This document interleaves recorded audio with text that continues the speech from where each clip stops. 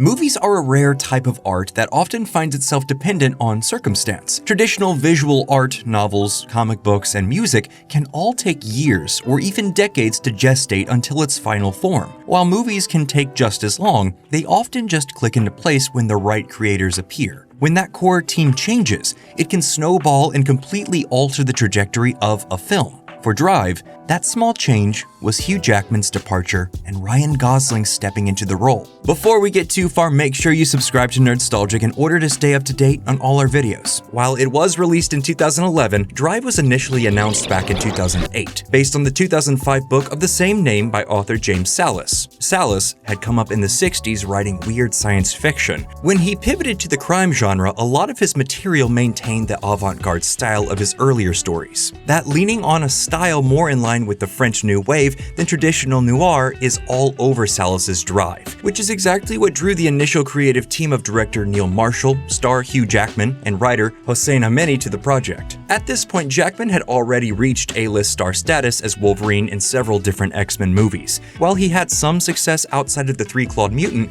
it was rather a hit or miss. With Drive, it was clear that Jackman had a clear idea of what the story was, a classic car chase film led by a criminal with a heart that the audience felt comfortable cheering for. While the details are a little fuzzy on whether it was the star or director who was brought on first, we do know that it was initially a very different film than what we ended up with.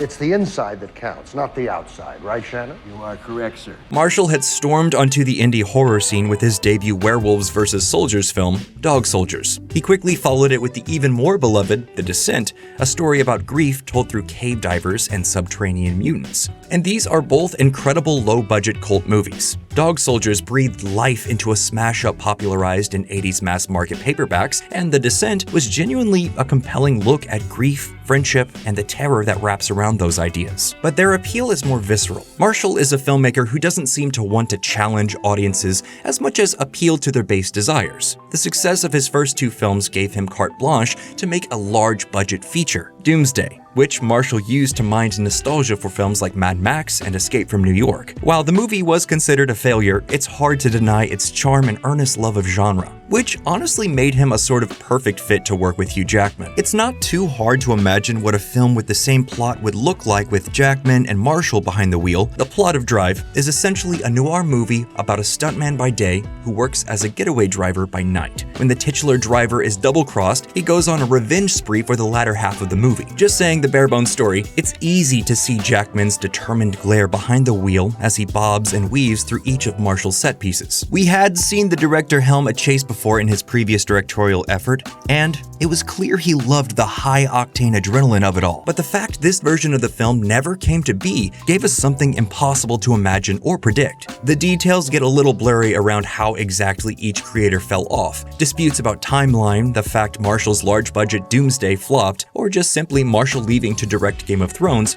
What we do know is that producer Mark Platt reached out to rising star Ryan Gosling. Gosling had begun his career as a child actor working on the television series The Mickey Mouse Club. There's probably a parallel universe where he pivots that childhood success into a straight entertainer career akin to Jackman. Instead, in the early 2000s, Gosling seemed to make a conscious decision to couple his success with stranger art house movies. By the time he was offered Drive, he had already acted in a myriad of films that engaged the audience and demanded their participation, not just their enjoyment. Films like The Believer, about a Jewish boy who becomes a radicalized anti-Semite, or Lars and the Real Girl, a movie about a lonely weirdo who forms a serious romantic relationship with a life-sized human doll. Gosling seemed dead set on proving he was more than a pop actor, and it seemed to be working. The movies he chose were generally well received, with Gosling's performance singled out as excellent. So much so, a caveat of him taking the role of driver was he got to choose the film's new director. Which brings us to Nicolas Winding Refn. Refn had made a name for himself directing what could be called art house action movies. Hailing from Denmark, he had directed the Danish crime movies The Pusher Trilogy, Bronson with Tom Hardy, and Valhalla Rising with Mads Mikkelsen. Each of these movies took familiar tropes, a crime story, a wild prisoner, or a Viking epic, but approached them in an offbeat way. The films have a surreal feeling, an idea that Refn isn't trying to tell you a coherent story as much as he's insisting you feel somewhat changed by the time the credits roll. Maybe it's relishing in the quiet moments of aftermath after a scene of brutality, or it could be the way the violence is framed, with the focal point on a reaction. These movies are what attracted Gosling to Refn in the first place. Having loved Valhalla Rising, he wanted to meet the director. Refn said in an interview with Complex, "So through our meeting, I had this big catharsis that led to me seeing the movie as the story of a man and a car. A guy who drives the car listening to pop music, and the pop music is his only kind of emotional release. But the two had a feeling of what the script could be, a shared idea to take a traditional, violent story and not just thrill the audience, but make them question why they were thrilled to begin with. This isn't a new idea. Even marrying the idea with a more pop-centric genre, like action, goes back decades. Akira Kurosawa's Seven Samurai is often cited as one of the foremost art house action films, and it was released in 1954. Throughout the decades, films in a similar vein popped up to critical success. Point Blank, directed by John Borman, was released in 1967, and Bullet the following year in '68. And there seemed to be a renaissance in the 90s. Movies like Luc Besson's The Professional in '94, Run Lola Run in '98 by Tom Tykwer, and Ghost Dog by Jim Jarmusch in '99. An article with Young Hollywood recalls Gosling saying, "I had to take him home and we're in the car and it's awful. We're not talking, so I turn on the radio and suddenly he comes to life and starts crying and singing at the top of his lungs." He says, "This is it. It's a movie about a guy who drives around listening to music. It's what I was feeling, so I knew we were onto something." There is nothing wrong with the hypothetical drive that Jackman and Marshall spoke of. From all their excitement, it sounds like it would have been a crowd-pleasing car chase movie with big action and a pulp noir backbone akin to Quentin Tarantino's criminally underrated Death Proof. But the version of Drive that Refn and Gosling gave to us is truly, profoundly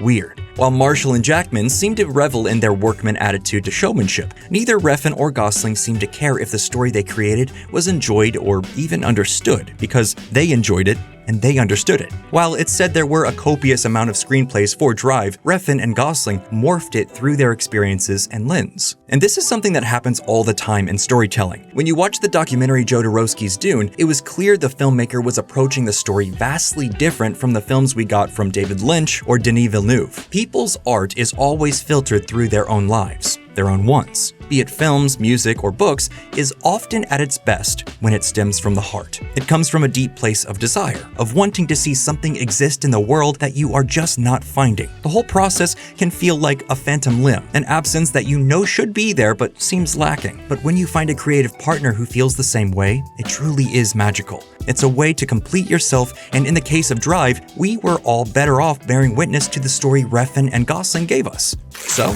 what do you think? What other movies changed its creative team and backbone so harshly for the better? Let us know down in the comments below, and as always, thank you for watching.